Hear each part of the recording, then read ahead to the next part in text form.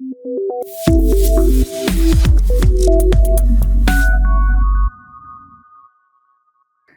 everyone and welcome back to CodeChef. In today's video, we are going to learn one of the fastest and the most widely used sorting algorithms, Quicksort. Quicksort is a favorite in competitive programming because of its excellent average case performance.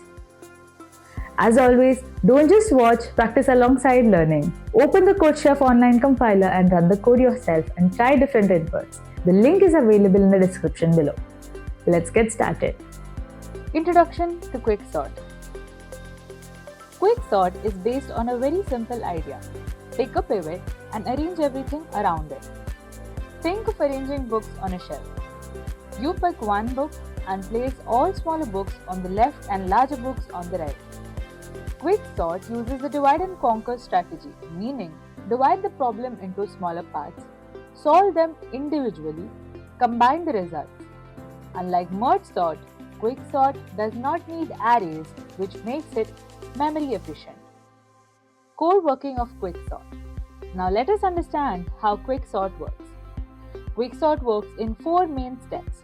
First, choose a pivot. A pivot is a reference element. In this implementation, we choose the last element as the pivot. Partition the array. All elements smaller than the pivot go to the left. All elements greater than the pivot go to the right. Third step is place pivot correctly. After partitioning, the pivot is placed in its correct sorted position. And the fourth step is recursively apply. Apply the same steps to the left and right subarrays. The process stops when the subarray has 0 or 1 element. Now let's walk through a partitioning example.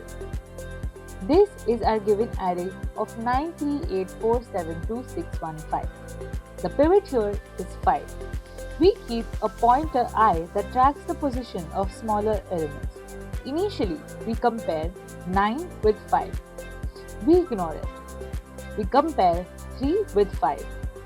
We swap 3 with 9, and the rest of the array is kept as is.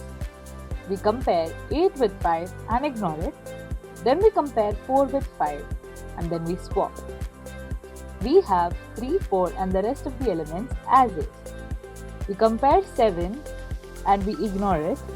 Then we compare 2 and we swap.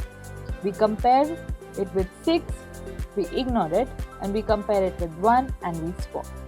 Finally, we place the pivot in the correct position. So all the elements left of 5 are smaller and all the elements right of 5 are larger. Quicksort pseudocode explanation. So let's quickly understand the pseudocode.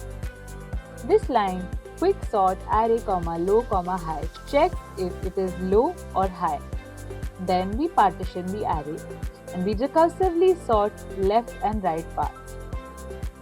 The next line, partition array, low, high, picks the last element as pivot. It moves smaller elements to the left and places pivot at the correct position. This recursive process continues until array is sorted. Now let's look at an example. Right here we start with a standard input-output library. The partition function is the heart of Quicksort. Pivot is chosen as the last element and I keeps track of smaller elements.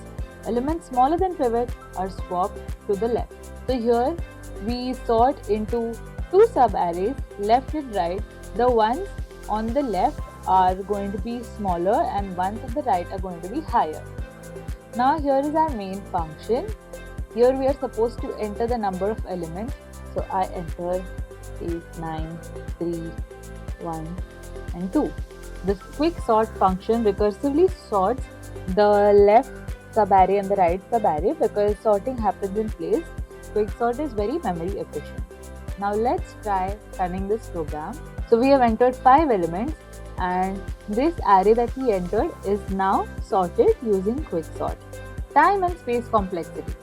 The best and the average case time complexity is big O of n log n.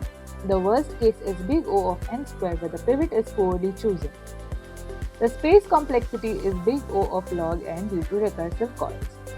The key properties are it's an in-place sorting, it's not stable and it's very fast in practice. Now it's your turn. Practice Quicksort on the CodeChef online compiler. Try changing the pivot selection strategy and see how it affects performance. Keep learning, keep practicing, and I'll see you in the next video.